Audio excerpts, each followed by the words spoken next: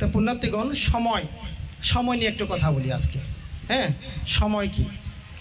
বুদ্ধ সময় নিয়ে অনেক দেশনা করেছেন।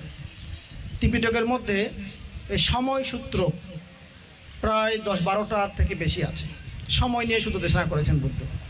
তা আমি আজকে এখানে একটি সময় সূত্র একটি দেশনা করব। সেটি হচ্ছে ত্রিপিটকের অঙ্গুত্তর নিকায়ের পঞ্চম নিপাতের মধ্যে একটি সূত্র আছে, সময় সূত্র। এটি আমি একটু দেশনা করব। তো আমি যেটা চাই সেটা হচ্ছে ত্রিপিটকের আলোকে কিছু কথা বলার জন্য, এবং সেই কথার সাথে এখানের মিল বন্ধন আমরা কি খুঁজে পাই সেটা আমরা দেখব। তো এখানে যে সময় সূত্র, ভগবান বুদ্ধ ভিক্ষু সংঘকে বলছেন, হে ভিক্ষুগণ,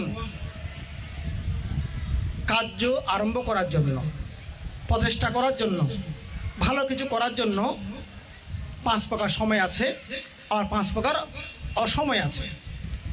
5 প্রকার সময় বলতে যে সময়ে কাজগুলো করা যায়, আর 5 প্রকার অসময় হচ্ছে যখন কোনো ভালো কিছু করার উদ্যোগ নেওয়া সম্ভব হয় না। কয় প্রকার বলছি? কয় প্রকার? 5 প্রকার।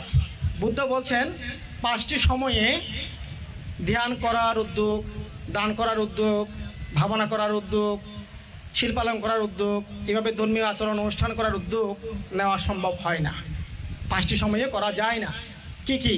প্রথম হচ্ছে জরা বার্ধক্য আক্রমণ করলে তখন আপনি প্রচেষ্টা উদ্যম নিয়ে ভালো কিছু করতে পারবেন না। এই যে আজকে তারা এখানে সূত্রপাত করছে, আমি যখন শুনছি, আমি লাইভে দেখছিলাম, এখানে লাইভ চলছিল, আমার মোবাইল থেকে আমি দেখছিলাম ভিতর থেকে। তারা মুখস্থ বলছে, একই সুরে কণ্ঠে বলছে, একদম দাঁড়ে ক্ষমা নিখুঁতভাবে বলছে। তা আমি চিন্তা করলাম, তারা কেন এটা পারছে? তাদের বয়স আছে বলে। তাদের কি আছে? বয়স আছে। আমার এখন বয়স নাই, যেটা বাস্তবতা। আমি আগে যখন বান্ত হয়েছিলাম 20 বছরে, আমি 1 বছর মধ্যে সামান হয়ে 1 বছর মধ্যে 75টা শিখিয়ে মুখস্থ করেছিলাম। আমার গুরুবান্ধব বলছে, এগুলো একটু শিখতে পারবে না, দেখো। আজ বলতে ঠিক আছে। আমি গুরুবান্ধবকে সারপ্রাইজ দেওয়ার জন্য 1 বছরের মধ্যে সবগুলো শিখে দিয়ে ফেলেছি। বান্ধব অবাক হয়ে গেলেন। তা আমার সদ্যের পকেন্দ্রের ভান্তে, আমার গৃহী জীবনের আত্মীয় এবং আমার গুরু ভাই, উনি রাঙামাটি যখন ছিলাম 2003-4 সালের দিকে, তা আমাকে বললেন যে প্রতি 15 দিন পর তো আমরা পাতিমুখ আবৃত্তি করি, উপসদ করি, তুমি একটা কাজ করো, তোমার তো বয়স আছে, 20-21-22 বছর বয়স চলতেছে, তুমি পাতিমুখটা মুখস্থ করো। তোমাকে 1 মাস সময় দিলাম, 1 মাসের মধ্যে মুখস্থ করে মুখস্থ আবৃত্তি করতে হবে পূর্ণিমার দিন, আমাকে বললেন। আচ্ছা ঠিক আছে বান্ধে। তখন আমি কিন্তু পালি শিক্ষা করি নাই, বান্ধে হয়েছি মাত্র 1 ওয়ার। তা আমি চিন্তা করলাম বান্ধাকে সারপ্রাইজ দেবো। বান্ধে 1 মাস বলেছেন, আমি 15 দিনে শিখবো। 15 দিনের মধ্যে আমি পাতিমুখ মুখস্থ করে ফেললাম। 15 দিন পর যখন অবসর সময়, আমরা 5 জন ভিক্ষু ছিলাম, আমরা ওখানে উপস্থিত করার জন্য বসলাম। তো বান্ধ আমাকে বলছে, তুমি দেখে দেখে বলো, কারণ আমি প্রতিবার আগে দেখে দেখে বলতাম, বই খুলে পাতিমুখটা বলতাম। তো বান্ধাকে বলছে, বান্ধে আজকে আমি বই দেখে বলবো না। তোমাকে না বলেছি 1 মাস পর তোমাকে মুখস্থ নেব, তোমার থেকে 1 মাস সময় দিলাম, আজকে তো 15 দিন হয়েছে। আজ বান্ধে 15 দিন হয়েছে, অসুবিধা কি? আজকে পারি কিনা দেখি, হয়তো পারলে তাইলে বল, অসুবিধা নেই। তখন আমি বই না দেখে এই পাতিমুখটা 227 শিল সবগুলো ধাপে ধাপে 1 নাগারে বলেছি। বান্ধে বই খুলে চেক করেছেন কোনো ভুল হয়েছে কিনা। তো সেটা কেন পেরেছি? তখন আমার ভরা যৌবন ছিল, অর্থাৎ 20-21 বছর, বর্তমান 42। তখন আমি আগের মতো মুখস্থ হতে পারি না, যেটা বাস্তবতা, মনে থাকে না আগের মতো। এখন অনেক টেকনিক করে মনে রাখতে হয় আমাকে। আগে কিন্তু ব্যাকরণ না শিখেই আমি মুখস্থ করতে পেরেছিলাম। পরবর্তীতে আমি ব্যাকরণ শিখেছি, পালে শিখেছি, বই লিখেছি, অনুবাদ করেছি, কিন্তু এখন সেটা আর পাচ্ছি না। এটাকে বলা হয় জরা। ভগবান বুদ্ধ বলেছেন, জরা আক্রান্ত করলে, বৃদ্ধ হলে, জরা বার্ধক্য আক্রান্ত করলে তখন উদ্যম নেওয়ার সুযোগ আর থাকে না। তখন আপনি ভালো করে ধ্যান করতে পারবেন না, ভালো করে শীতল করতে পারবেন না, আপনার শরীর সাপোর্ট দেবে না। সেজন্য জরা বার্ধক্য অর্থাৎ বয়স্ক হয়ে গেলে ভালো কিছু মনোপুতভাবে করতে পারে না। তা আজকে যেটা ভালো উদ্যোগ, যে বৌদ্ধ পরিষদের এখানে যারা শিক্ষার্থী, একদম এখানে হয়তো 10-12 বছর থেকে শুরু করে তারা হাই স্কুলের বেশিরভাগ হয়তো থাকবে, তারা একদম তাদের এটা পারফেক্ট বয়স, শিক্ষার বয়স। এই বয়সে তারা এটা শিখছে, মুখস্থ করতে পারছে, তারা অনুকরণ করতে পারছে। বান্তারা যে শিক্ষাগুলো দিয়েছেন, উচ্চারণ শিখেন, সেটা ধরতে পেরেছে, প্রয়োগ করতে পেরেছে। এটা হচ্ছে বয়স। তাহলে বুদ্ধ বলেছেন যে অসময় হচ্ছে কি? বৃদ্ধ বয়সটা অসময়। যুবক বয়সটা, যৌবনকালটা সময় ভালো কিছু করার জন্য, উদ্যমশীল হয়ে করার জন্য। তা আজকে এখানে সেটা প্রমাণ আমরা পেয়েছি। 2 নম্বর বুদ্ধ বলছেন, যখন কোনো ব্যক্তি রোগগ্রস্ত হয়, অসুস্থ হয়, তখন তার পক্ষে ভালো কিছু করা, কোনো উদ্যম নেওয়ার সুযোগ সম্ভব হয় না। উদ্যম নিলেও সেটা সে পরিপূর্ণ করতে পারে না। তা আজকে যারা এখানে এসেছে তারা সবাই নিরোগ বলে, সুস্থ বলে তারা পেরেছে। অসুস্থ হলে বিছানায় পড়ে থাকলে পর্যন্ত পারতো না। তো সেজন্য নিরোগ থাকা অবস্থায় ভালো কিছু করার জন্য উদ্যম নিতে হবে। যদি সময় ক্ষেপণ করেন, পর অসুস্থ হয়ে যান, তাহলে কিন্তু আপনি ভালো কিছু করতে পারবেন না। আমি একটা কথা প্রায় সময় বলি, যে কোনো সময়, যে কোনো মুহূর্তে, যে কোনো স্থানে, যে কোনো অবস্থায় আমাদের মৃত্যু হতে পারে, অথবা মৃত্যু সময় কোনো দুর্ঘটনা আমাদের জীবনকে স্তব্ধ করে দিতে পারে, আমাদের জীবনে ছন্দপতন ঘটাতে পারে। তখন কিন্তু আমরা ভালো কিছু করতে পারবো না। যেটা আমি নিজের ক্ষেত্রে উদাহরণ আমি মনে করি, আমি 9টি ত্রিপিটকের খণ্ড অনুবাদ করেছি, অন্যান্য অনেক প্রবন্ধ লিখেছি এক সময়, কিন্তু এখন আমি অত স্পিডে লিখতে পারছি না। কারণ বয়স একটা যে সামাজিক চাপ, দায়িত্ব, প্রোগ্রাম, শিষ্য, প্রতিষ্ঠান সব কিছু মিলে এটা আর হচ্ছে না। কিন্তু একটা সময় ছিল যখন সুস্থ ছিলাম, পেরেছি। এখন অনেক ক্লান্তি বোধ করি। তো সেই জন্য সুস্থতাকে আমাদের গুরুত্ব দিতে হবে, কারণ কখন কী ঘটে যায় আমরা জানি না। তাহলে 2 নম্বর হচ্ছে কি, নিরোগ থাকা অবস্থায় শিল পালন করে ফেলতে হবে, ধ্যান করে ফেলতে হবে, ভালো কিছু শিখতে হবে, বইপত্র পড়ে ফেলতে হবে। আপনি অসুস্থ হয়ে গেলে চোখের দৃষ্টি হারিয়ে ফেললে কিন্তু পারবেন না। 2 নম্বর। 3 নম্বর হচ্ছে সুভিক্ষ, অর্থাৎ যখন দুর্ভিক্ষ থাকে না। মনে করেন আজকে এখানে সূত্রপাত আয়োজন হয়েছে, আজকে আপনারা এখানে বসে আছেন, কেন বসে আছেন? পেটে খাবার পড়েছে বলে। যদি ঘরের মধ্যে খাবার না থাকতো, অনাহারে থাকতেন, এখানে কেউ আসতে পারতেন না। এখন আমাদের সৌভাগ্য, এখনও আমরা মোটামুটি চলছি। সমাজের মধ্যে আমাদের যে বাজার ব্যবস্থা সব কিছু পাওয়া যাচ্ছে, দাম একটু বেশি হলে মানুষ কিনতে পারছে, খেতে পাচ্ছে, যার ফলে মানুষ এখন ধর্মচর্চা করতে পারছে। যদি পেটে ভাত না থাকে, ক্ষুধা জ্বালায় পৃথিবী গদ্যময় হয়ে যায়, চাঁদকে রুটি মনে হয়, তখন কিন্তু আপনার ধর্মদেশনা কানে যাবে না, তখন কিন্তু আপনার ধ্যানে মন বসবে না, শিল্পালনে আগ্রহ আসবে না।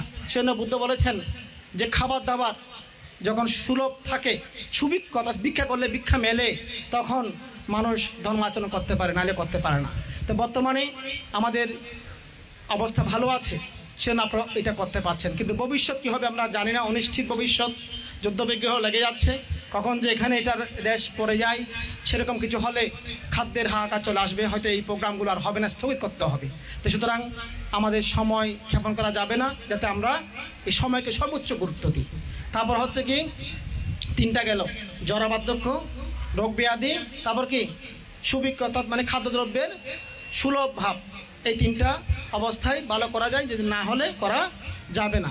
তবে 4 নম্বর হচ্ছে যে যদি কোনো গ্রামে দস্যু আক্রমণ করে, গ্রাম ডাকাতি হয়, আক্রান্ত হয়, রাজনৈতিক অস্তিত্বশীলতা হয়, তাহলে সেখানে যদি সমাজে ভেদাভেদ সৃষ্টি হয়ে যায়, তাহলে পুণ্যকর্মগুলো করা সম্ভব না। আজকে ভোজপুর বৌদ্ধ পরিষদ 9টি গ্রাম একতাবদ্ধ আছে বলেই, ভিক্ষু সংঘ একতাবদ্ধ আছে, দায়ক সংঘ একতাবদ্ধ আছে বলেই আপনারা এটা 2010 সাল না কয় সালে মনে হয় শুরু করেছে, এত দীর্ঘ সময় আপনারা এটা অতিবাহিত করতে পারছেন এবং এটা ধারাবাহিকভাবে রক্ষা করতে পেরেছেন। তাহলে এখানে বলা হচ্ছে জনগণের একতা। জনগণের একতা থাকলে, সমাজ ঠিক থাকলে আপনি অনেক কিছু করতে পারবেন। সমাজ যদি একতাবদ্ধ না থাকে, সেক্ষেত্রে আপনি দান, ধর্ম, শিল পালন, ধ্যান চর্চাগুলো করতে পারবেন না, এটা বাধাগ্রস্ত হয়। এবং আরেকটি বলা হচ্ছে ভিক্ষু সংঘের একতা। ভিক্ষু সংঘের মধ্যে যদি সংঘাভেদ হয়ে যায়, তাহলে কিন্তু এই প্রোগ্রামগুলো সম্ভব না। আজকে ভোজপুর পরিষদের যে আওতাভুক্ত ভান্তেরা আছেন, তারা সবাই এক শিক্ষায়, এক উদ্দেশ্যে আছেন বলেই, ওনারা সবাই মিলেমিশে আছেন বলে এটা সম্ভব হয়েছে। যদি এখানে 9 জন 9 পন্থী হতো, ভেদাভেদ হয়ে যেত, এটা সম্ভব আয়োজন করা সম্ভব হতো না। তো সেই জন্য সঙ্ঘের একতা এটা অত্যন্ত গুরুত্বপূর্ণ। এটা আমাদের জন্য সৌভাগ্য, আমাদের সঙ্ঘের মধ্যে এখনও কি একতা আছে, সঙ্ঘভেদ এখন আমাদের মধ্যে হয়নি, এবং সমাজের মধ্যে ভেদাভেদ এখনও ছোটোখাটো থাকলেও বৃহৎ আকারে হয়নি, যার ফলে আমরা এই পূর্ণ অনুষ্ঠানগুলো করে যেতে পারছি। তো সুতরাং এটা আমাদের মাথায় রাখতে হবে। তাহলে 5টা সময়, 5টা কি অসময়, কি কি মনে আছে দেখি বলেন তো, তোমরা বলো, ছোট মনে থাকার কথা। প্রথম কি, জরা ব্যাধি আক্রান্ত হলে, তারপর হচ্ছে কি রোগ ব্যাধি হলে, একটা হচ্ছে জরা, একটা হচ্ছে রোগ 2 নম্বর। 3 নম্বর হচ্ছে কি দুর্ভিক্ষ হলে, তারপর হচ্ছে যদি সমাজে ভেদাভেদ হয়, সংঘাভেদ হয়, কোনো পুণ্যকর্ম করা সম্ভব হবে না। তো পুণ্যকর্ম কখন করা যাবে? যখন রোগ ব্যাধি, জরা, বার্ধক্য আক্রমণ করবে না, রোগ ব্যাধি হবে না, সমাজে খাওয়া দাওয়ার পাওয়া যাবে, সমাজের মধ্যে সবাই মিলেমিশে থাকবে, সঙ্গ একতাবদ্ধ থাকবে, তখন এগুলো করা যাবে। তাহলে আমাদের এই 5টা এখন অনুকূল আছে, এগুলো করা যাচ্ছে। এবং আমরা যতদিন এই 5টা আমাদের অনুকূলে পাই ততদিন যাতে আপনার কাজ করে যায়, নাহলে কিন্তু আমাদের খুব কষ্ট হয়ে যাবে সামনে। হ্যাঁ, খুব সাবধান হতে হবে। তবে আরেকটি সূত্র আমি বলবো, সেটা হচ্ছে অঙ্গুত্তর নিকায়ের 6ষ্ঠ নিপাতের মধ্যে বুদ্ধ একটি সূত্র বলেছেন, সেটার নাম হচ্ছে শ্রেষ্ঠ সূত্র। কি সূত্র? শ্রেষ্ঠ, মানে সবার থেকে ভালো আর কি। বুদ্ধ বলছেন 6টা বিষয় আছে সবার থেকে ভালো। কয়টা বিষয়? 6টা বিষয় আছে সবার থেকে ভালো, এগুলো আমাদের করতে হবে। তো প্রথম হচ্ছে চোখে দেখার বিষয়। চোখে কি দেখার বিষয়। আচ্ছা, এর মধ্যে ছোট্ট একটা গল্প বলি। গল্প না বললে আমারও ভালো লাগে না, আমাদের বাচ্চাদেরও ভালো লাগে না। এখন একজন টিচার স্কুলে গেলেন, ক্লাস নিচ্ছেন। তখন উনি বাচ্চাদেরকে জিজ্ঞেস করলেন, বাচ্চারা বলো তো দেখি পৃথিবীতে সব থেকে বড় জিনিস কি? একটা ছেলে বলল, স্যার আমি জানি। কি বলো তো? স্যার তিমি মাছ, অনেক বড়, সেটা অনেক বিশাল, এর থেকে বড় আর নাই। একটা ছেলে তিমি মাছ দেখে নাই, সে দেখছে হাতি। হয়তো স্যার না, হাতি বড়, আমি হাতি দেখছি, বিশাল হাতি। হ্যাঁ, একজন বলছে না স্যার আমি একটা বিল্ডিং দেখেছি, 22 তলা বিল্ডিং, অনেক উঁচু, এটা বড়। একজন বলছে স্যার আমাদের পৃথিবীটা কিন্তু অনেক বড়, আমরা মানুষ থেকে শুনেছি, এভাবে বলছে। একজন ছেলে চুপ করে বসে আছে, আম্মুকায় বই দেখি কি চুপ করে বসে আছে। তো স্যার বললো, কিরে বাবা তুমি কিছু বলবা না? সবাই বলতেছে। হয়তো স্যার আমি শুনতেছি, বিচার করতেছি, এখন বলবো। সবারগুলো ভুল, আমারটা কিন্তু শুদ্ধ, সেজন্য আমি সবার শেষে বলতেছি আর কি। হয়তো আচ্ছা বলো তাহলে কি? সবাই হা করে আছে, আমাদেরগুলো নাকি ভুল, ওরটা নাকি শুদ্ধ, কি বলে দেখি। তাই বলছে দেখি, আচ্ছা বলো তো দেখি সবচেয়ে বড় কি জিনিস আছে পৃথিবীতে? ও বলছে স্যার সবার থেকে বড় হচ্ছে আমার এই চোখ। আমার কি? চোখ হচ্ছে সবার থেকে বড়। তখন অন্য ছেলেরা মেয়েরা এভাবে দেখছে তাকে, মানে চোখটা বড় কিনা সেটা দেখতেছে আর কি। হ্যাঁ, চাকমা এলাকায় আমি যখন ছিলাম রাঙামাটিতে, ছোট্ট ছেলেরা চাকমার আসতো, তো বলছে তোমার নাম কি? চুপ করে আছে, বলে না। একটা ছেলে বলতেছে বান্ধব, ওর নাম হচ্ছে বসুগা। আমি কি বসুগা? হয় বান্ধব চোখ বড় দিতে লাইতে মা নাম দিতে বসুগা। আমি তো আরেকদিন পর কিছু ছেলে আসছে, ছোটো ছোটো বাচ্চারা আসতো, আমি তাদেরকে দেশনা দিতাম প্রাণী হত্যা না করার জন্য। তো বলছে তোমার নাম কি? চুপ করে আছে। একটা ছেলে বলতেছে বান্ধব, ওর নাম হচ্ছে গোলচক্ক। কি গোলচক্ক? হয়তো চোখে গোল দেয়, তাহলে মা হয়তো গোলচক্ক, মানে চোখ গোল। চোখ গোল হলে গোলচক্ক বলে, বড় হলে বর্ষকা বলে, ওদের ওরকম নাম, ডাক নাম দেয় আর কি। একটু একটু সুন্দর নাম আছে, কিন্তু ওরা দুষ্ট ছেলে তো সুন্দর নামগুলো বলে না, আগে আগে ওগুলো বলে ফেলে। এখন ছেলেটা কি বলছে? ছেলেটা বলছে যে কি সবার থেকে বড় হচ্ছে আমার চোখ। তখন স্যার বলতেছে এটা কি ধরনের কথা? তোমার চোখ হচ্ছে 1 ইঞ্চি 2 ইঞ্চি হবে। হাতি কত বড়, তুমি কত বড়, চোখটা কত ছোট, তুমি বলছো তোমার উত্তর সঠিক, সবার উত্তর ভুল, প্রমাণ দাও। তখন সে বলছে স্যার প্রমাণ আমার কাছে আছে। এত বড় হাতি, এত বড় তিমি, এত বড় পৃথিবী, এত বড় বিল্ডিং কে দেখেছে? স্যার হয়তো চোখে দেখেছে। তো চোখের ভিতরে স্যার 8টি নড়ে, হয়তো 8টি। হ্যাঁ, চোখের মধ্যে কেই দেয় 8টি দেয় কি সিটিং হতা কেন? মানে চোখের মধ্যে এটা জায়গা হয়ে গেছে, মানে চোখে এটা ধরেছে, লেন্সের মধ্যে এটা ক্যাপচার করতে পেরেছে। হয়তো সেজন্য স্যার আমি চোখটাকে বড় বলছি, কারণ পৃথিবীর সব কিছু আমরা চোখেই দেখি, বড় বড় সব কিছু আমরা চোখেই দেখি। তাই চোখটা বড় বলেই তো সব আমরা দেখতে পারি, সেজন্য চোখটা সবার থেকে কি বড়। তাহলে এই চোখ দিয়ে আমরা কি করি? দেখি। তো বুদ্ধ বলছেন চোখ দিয়ে দেখা হয়, দেখার মধ্যে শ্রেষ্ঠ দেখা কি? সবার থেকে ভালো দেখা কি? তো বুদ্ধ বলছেন যে কোনো মানুষ মনে করে যে কি আমি যদি কোনো হাতি দেখি, কোনো যদি আমি ঘোড়া দেখি, কোনো কিছু সুন্দর জিনিস দেখি, এটাই আমার জন্য শ্রেষ্ঠ দর্শন। আবার কেউ মনে করে কি যারা মিথ্যা দৃষ্টি ধর্মগুরু আছে তাদেরকে, সেই গুরুদেরকে দেখা করতে পারলে আমার জীবন সার্থক হয়েছে, আমার চোখ জুড়িয়ে গেছে, এরকম বলে। বুদ্ধ বলছেন সেটা কিন্তু আসল দেখা নয়। আসল দেখা কি? যদি কেউ এই 2 চোখ দিয়ে বুদ্ধকে দেখে, বুদ্ধের শ্রাবক সঙ্গকে দেখে, অরহৎ ভান্তাদেরকে দেখে, অনাগামী সকেতাগামী সুভাপত্তি মার্গফল লাভী এবং ভিক্ষু সঙ্গকে যারা শ্রদ্ধা চিত্তে দেখে, তাদের সেই দেখাটা আসল দেখা, শ্রেষ্ঠ দেখা।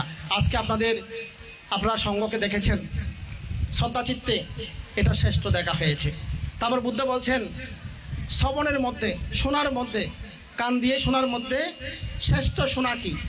শ্রেষ্ঠ শ্রবণ কি? তো বুদ্ধ উত্তর দিচ্ছেন, ভিক্ষুগণ, গে ভিক্ষুগণ, অনেকে মনে করে আমি যদি বাদ্যযন্ত্রের আওয়াজ শুনতে পারি, হারমোনিয়ামের আওয়াজ শুনতে পারি, গান শুনতে পারি, কৌতুক শুনতে পারি, এটাই আমার শ্রেষ্ঠ শ্রবণ, শ্রেষ্ঠ শোনার কিছু বিষয় হয়ে গেছে। কিন্তু বুদ্ধ বলছে সেটা নয়। আসল শ্রেষ্ঠ শোনা কি? যদি কেউ ধর্মদেশনা শুনতে পারে। কি শুনতে পারে? ধর্মদেশনা শুনতে পারে। তো এখানে এতক্ষণ পর্যন্ত আমাদের ছোট কোমলমতি শিশু কিশোররা, বাচ্চারা যে এখানে পালিতে শিবরের পরিত্রাণ আবৃত্তি করেছে, এটা ত্রিপিটকের অন্তর্গত একটা বিষয়। শিবলিবান্তের গুণযুক্ত কথাগুলো যেগুলো বুদ্ধ বলেছেন সেগুলোই পালিতে তারা আবৃত্তি করেছে। এটাও কি ধর্মদেশনা পালিতে বলেছে তারা। আপনারা সবাই শুনেছেন। আমি এখন দেশনা করছি বাংলায়, এতক্ষণ দেশনা হয়েছে কি পালিতে। তাহলে এই যে এতক্ষণ আপনারা শ্রবণ করেছেন এই রোদের মধ্যে, প্রচুর গরম এখানে, এই গরমের মধ্যে বসে আপনারা শ্রবণ করেছেন, তাহলে কি হয়েছে? এই কানের দ্বারা শ্রবণ করাটা শ্রেষ্ঠ শ্রবণ হয়েছে। হ্যাঁ, তাহলে এটা সার্থক হয়েছে আপনাদের। এখন যে দেশনা শ্রবণ করছেন এটা সার্থক হচ্ছে। আমাদের বিজয়ানন্দ ভান্তে পঞ্চশীল দেওয়ার পর উনি সূত্রের কিছু অংশ সত্যক্রিয়া করেছেন, এটা কি শ্রেষ্ঠ শ্রবণ হয়েছে। তো যা কিছু ধর্ম দেশনা এটা শ্রবণ করাই বুদ্ধ বলেছেন শ্রেষ্ঠ শ্রবণ। এটা মনে রাখতে হবে, ঠিক আছে। তারপর হচ্ছে কি 3 নাম্বার হচ্ছে যে শ্রেষ্ঠ লাভ কি? শ্রেষ্ঠ লাভের মধ্যে শ্রেষ্ঠ লাভ কি? তো বুদ্ধ বলছেন যখন কেউ বুদ্ধের প্রতি, ধর্মের প্রতি, সঙ্গের প্রতি, ভিক্ষু সঙ্গের প্রতি শ্রদ্ধা উৎপন্ন করতে পারে মনের মধ্যে, সেই শ্রদ্ধা লাভ হলে এটাই হচ্ছে শ্রেষ্ঠ লাভ। আজকে আপনারা এখানে যে আসছেন, বাইরে থেকে আপনাদেরকে কে এনেছে? শ্রদ্ধা এনেছে। শ্রদ্ধা উৎপন্ন না হলে আসতে পারতেন না। ওনারা ঘোষণা করেছেন আপনারা আসুন, আমরা অনুষ্ঠান হবে। আপনি যদি না আসতেন, জোর করে কেউ আনতে পারতেন না। আপনাদেরকে শ্রদ্ধা এখানে নিয়ে এসেছে। এই রোদের মধ্যে কে বসিয়ে রেখেছে? শ্রদ্ধা বসিয়ে রেখেছে। এই রোদের মধ্যে এই সুন্দর রতনসূত্রের আবৃত্তি কে শ্রবণ করিয়েছে? শ্রদ্ধা জ্ঞান আপনাদেরকে শ্রবণ করিয়েছে। শ্রদ্ধাটা, এই শ্রদ্ধা লাভ হলেই বুদ্ধ বলেছেন শ্রেষ্ঠ লাভ। শ্রদ্ধা আছে বলে আজকে বৌদ্ধ পরিষদ এই অনুষ্ঠানটা করতে পারছেন, নাইলে কিন্তু পারতেন না। তাহলে এই শ্রদ্ধাটা আমাদের কি বাড়াতে হবে। তারপর হচ্ছে কি শ্রদ্ধার পরে হচ্ছে প্রথম কি বললাম? প্রথমটা কি ছিল? দেখা, তারপর কানে শোনা, 3 নাম্বার লাভ, লাভের মধ্যে শ্রদ্ধা। তারপর হচ্ছে কি পরিচর্যা, সেবা করা। সেবার মধ্যে শ্রেষ্ঠ সেবা কোনটা? বুদ্ধ বলছেন যখন কেউ বুদ্ধকে সেবা করে, এখন তার বুদ্ধকে আমরা সরাসরি সেবা করতে পারছি না, তবে বুদ্ধের আমরা বেদি মুছে দিতে পারি, ফুল তুলতে পারি, বুদ্ধি বৃক্ষ ঝাড় দিতে পারি, বৃক্ষ সঙ্গে সেবা করে, এটা হচ্ছে শ্রেষ্ঠ সেবা। তারপর হচ্ছে কি শিক্ষা। শ্রেষ্ঠ শিক্ষা কোনটা? বুদ্ধ বলছেন যারা আর্যষ্টাঙ্গিক মার্গ শিক্ষা করে, এটা হচ্ছে শ্রেষ্ঠ শিক্ষা। আর্যষ্টাঙ্গিক মার্গ কি কি? সম্যক দৃষ্টি, সম্যক সংকল্প, সম্যক বাক্য, সম্যক কর্ম, সম্যক জীবিকা, সম্যক প্রচেষ্টা, সম্যক স্মৃতি, সম্যক সমাধি। এগুলো যখন কেউ শিক্ষা করে, আচরণ করে, এটা হচ্ছে কি শ্রেষ্ঠ শিক্ষা। হ্যাঁ, তারপর হচ্ছে কি অনুস্মৃতি, স্মরণ করা। কোন বিষয়টা মনে করা বেশি শ্রেষ্ঠ লাভ? বুদ্ধ বলছেন যারা ভিক্ষু সঙ্গের কথা মনে করে, বুদ্ধের কথা মনে করে, ধর্মের কথা মনে করে, ভালো কথা মনে করে, সেটাই হচ্ছে শ্রেষ্ঠ লাভ।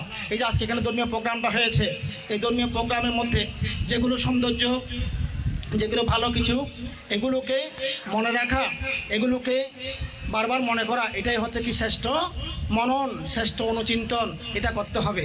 এই যে 3টা পুণ্যকর্মের বিষয় আছে, একটা হচ্ছে পূর্ব চেতনা। এই অনুষ্ঠানটা করার আগে পরিষদ উদ্যোগ নিয়েছে, তোমরা সবাই চিন্তা করেছো কি আমরা 9 তারিখ সূত্রপাঠ প্রতিযোগিতা দেব, ভালো করে শিখবো, এখানে সুন্দর করে আমাকে বলতে হবে। এইভাবে যত চিন্তা করেছো তত পূর্ণ হয়ে গেছে। আজকে যখন এগুলো করছো তখনও পূর্ণ হয়েছে। এটা হচ্ছে বর্তমানটা মুঞ্চন চেতনা, বর্তমান সময়টা। আর এটা হচ্ছে অবচেতনা। প্রোগ্রাম শেষ হয়ে যাবে কিছুক্ষণ পরে, সবাই বাড়ি চলে যাবে, কিন্তু কালকে বলবে যে কি গতকাল 9 তারিখ ছিল, অনুষ্ঠানে গেছিলাম। 1 মাস পর কী বলবে? আজ থেকে 1 মাস আগে 9 তারিখ চন্দ্রাকিল বুদ্ধবিহার আমরা এরকম করেছি। 9 বছর পর বলবে যে একদিন 9 বছর হয়ে গেছে, সূত্রপাঠ করেছিলাম, জ্ঞান দেবান্ত সাড়া দিয়েছিল, আজকে 9 বছর হয়ে গেছে। তাহলে একদিন এটাকে অনেক নিচে পড়ে যাবে, কিন্তু এটাকে যত বেশি স্মরণ করা যাবে, মনে রাখা যাবে, তত বেশি পূর্ণ হবে। এটাকে বলা হয় চিন্তা করা, ঠিক আছে। তাহলে শ্রেষ্ঠ হচ্ছে কি চোখের দেখা, শ্রেষ্ঠ হচ্ছে কি ভিক্ষু সঙ্গকে, বুদ্ধকে দর্শন করা। শ্রবণ হচ্ছে কি ধর্ম শ্রবণ করা। তারপর হচ্ছে কি লাভ হচ্ছে শ্রদ্ধা লাভ করা, সেবা হচ্ছে সঙ্গে সেবা করা, বুদ্ধের সেবা করা, ধর্মের সেবা করা। হ্যাঁ, তারপর হচ্ছে কি চিন্তা করা, চিন্তা করা কি ধর্মকে চিন্তা করা। তো এইভাবে আমরা যদি বুদ্ধের ত্রিপিটকের সূত্রগুলো শুনি, আচরণ করি, জীবনে শান্তি আসবে। কি আসবে? শান্তি আসবে। বুদ্ধ বলেছেন ত্যাগেই শান্তি। আজকে আপনারা ত্যাগ করছেন বলেই আজকে আপনারা এই ধর্মদেশনা শ্রবণ করতে পারছেন। এখানে আপনারা নিচে বসে আছেন, কেউ বাড়িতে নিচে বসেন না, সবাই বসেন, চেয়ারে বসেন, পালঙ্কে বসেন, কত আরামে বসেন। এই সময়টা এখানে না আসলে টিভি দেখতেন, মোবাইল দেখতেন আরাম করে, কিন্তু এখানে নিচে বসে আছেন, পা কামড়ালিও বসে আছেন, কোমর কামড়ালিও বসে আছেন। কেন? বুদ্ধের প্রতি শ্রদ্ধা, ধর্মের প্রতি শ্রদ্ধা, সঙ্গের প্রতি শ্রদ্ধা আছে বলে বসে আছেন। নাকি নাই? শ্রদ্ধা আছে না নাই? আছে, শ্রদ্ধা আছে বলে বসে আছেন। এই শ্রদ্ধাকে ধরে রাখতে হবে, শ্রদ্ধাকে অন্তরে আরও বাড়াতে হবে, যাতে এই শ্রদ্ধা আমাদেরকে দুঃখ থেকে মুক্তি দিতে পারে। ঠিক আছে, এইভাবে আপনারা ধর্মাচরণ করে যাবেন। তা আমি বেশি সময় নেব না, আধা ঘন্টা দেশনা হয়ে গেছে। আসলে এখানে আপনাদের অনেকক্ষণ বসে থাকা, এটা ধৈর্য, এটা কম ব্যাপার না। বিজ্ঞানীরা বলেছেন একজন মানুষ সর্বোচ্চ 25 মিনিট একটা বিষয়ে মনোযোগ রাখতে পারে, এরপর মন উতালা হয়ে যায়। এখানে এখন 3টা থেকে 6:30 হয়ে 3.5 ঘন্টা হয়ে গেছে। তো সুতরাং এটা সাধুবাদ জানাচ্ছি। এতক্ষণ সময় যে আপনারা বসে আছেন, ধৈর্য ধারণ করেছেন, শ্রবণ করেছেন, এটা অবশ্যই সাধুবাদযোগ্য। এটা আমি খুব সন্তুষ্ট হয়েছি যে ভোজপুর এলাকার উপাসক উপাসিকারা এত শ্রদ্ধাবান, এটা আমি আগে সশরীরে দেখার সুযোগ হয় নাই, আজকে সুযোগ হয়েছে। আমি সেজন্য আমাদের যে 9টা বিহারের 9 জন অধ্যক্ষ, ওনাদেরকে আশীর্বাদ জানাচ্ছি, পুনদান করতেছি। যারা বড় বানতে আছেন, ওয়াই বড়, তাদেরকে বন্দনা। যারা আমার ওয়াই ছোটো, তাদেরকে আশীর্বাদ। তারা এই 9টা বিহারকে রক্ষা করে দেশনা দিয়ে যাচ্ছেন বলেই আপনারা এই অবস্থায় আসছেন। এবং বৌদ্ধ পরিষদ যে বিভিন্ন কাজগুলো করে যাচ্ছে, এখানে রঞ্জিত বড়ুয়া ওনার বক্তব্যে অনেক কিছু বর্ণনা করেছেন, কী কী করেছেন এই পর্যন্ত আমি শুনেছি। তো এই যে একটা ধারাবাহিকতা, এটা রেখে যাবেন। এটার মাধ্যমে আপনারা এইভাবে যদি এগিয়ে যান, তাহলে আপনারা একটা অনন্য গ্রামে, অনন্য সমাজে পরিণত হতে পারবেন। আপনাদের সুখ্যাতি এরই মধ্যে অনেক জায়গায় ছড়িয়ে পড়েছে। আমি আগে ছোটোকালে আমাদের বাড়িতে একজন ভোজপুরের একজন লোক থাকতেন, মানে আমাদের ওখানে কাজ করতেন, কিন্তু উনি এত আন্তরিক আমাদের সাথে, আমাদের ঘরের রক্তের সম্পর্কের মতো। আমাদের নেরুতে যেতেন, আমার নামটা ভুলে গেছি। ছোটোকালে উনি আমাদেরকে অনেক গল্প বলতেন, ভোজপুরের কাহিনিগুলো বলতেন, হালদাকালের কাহিনী বলতেন। আমার নামটা মনে নেই এখন, আমার বড় ভাইয়েরা হয়তো মনে রাখতে পারে, কিন্তু আমি তখন শুনেছি যে গ্রামবাসীর আন্তরিকতা সম্পর্কে, আতিথেয়তা সম্পর্কে। তো সেটা আজকে এখানে দেখছি। যাই হোক, আমি আপনাদেরকে সাধুবাদ জানাই। আপনাদের এই অগ্রযাত্রা অব্যাহত থাকুক। তো আপনাদেরকে বলবো, আপনারা শিল্পালন করবেন, ভাবনা করবেন, দান করবেন। আর আমাদের জলদি যে ভাবনা কেন্দ্র আমি যেখানে আছি, সেখানে 3টা ভাবনা কোর্স হয়, 2টা ঈদের বন্ধে কোর্স হয়। একটা রোজার ঈদের এটা হয়ে গেছে। কোরবানির ঈদের কোর্সটা হচ্ছে আগামী 5 জুন থেকে 12 জুন পর্যন্ত 8 দিনের একটা কোর্স আছে, ধ্যান কোর্স। যারা বন্ধ পাবেন, ধ্যান করতে চাইলে যোগাযোগ করবেন। আমরা এখানে হ্যান্ডবিল এনেছি, এগুলো বিতরণ করা হবে। ওখানে নাম্বার আছে, নাম জমা দিতে পারবেন। আর ডিসেম্বরে যে ইয়ার পরে, মানে স্কুল কলেজ বন্ধ হয়ে গেলে লাস্ট সপ্তাহে একটা আমরা ভাবনা কোর্স করি। 25 ডিসেম্বর থেকে 31 ডিসেম্বর পর্যন্ত কেউ করতে চাইলে ওখানে করা যাবে। অথবা এখানে যদি কোনো কোর্স হয়, এখানে করা উচিত। তবে এখানে অনেক সময় কোর্স যেগুলো হয়, সেখানে স্কুল কলেজে খোলা থাকে, অনেকে বসতে পারে না, বয়স্ক মানুষরাই করে আর কি। তো সেজন্য যারা কর্মজীবী, পেশাজীবী, চাকরিজীবী বা স্টুডেন্ট, তারা ঈদের 2 বন্ধে অথবা বছরের লাস্টে একটা ধ্যান কোর্স করার চেষ্টা করতে হবে। অন্ততপক্ষে একবার হলেও বিদেশন ভাবনা কোর্স করে বুদ্ধ কী, ধর্ম কী, সঙ্গ কী জানতে হবে, ধ্যান কী, বিদেশন কী জানতে হবে, এবং ধর্ম আসলে কী জানতে হবে, শিখতে হবে। তাহলে আপনাদের জ্ঞান চক্ষু খুলে যাবে।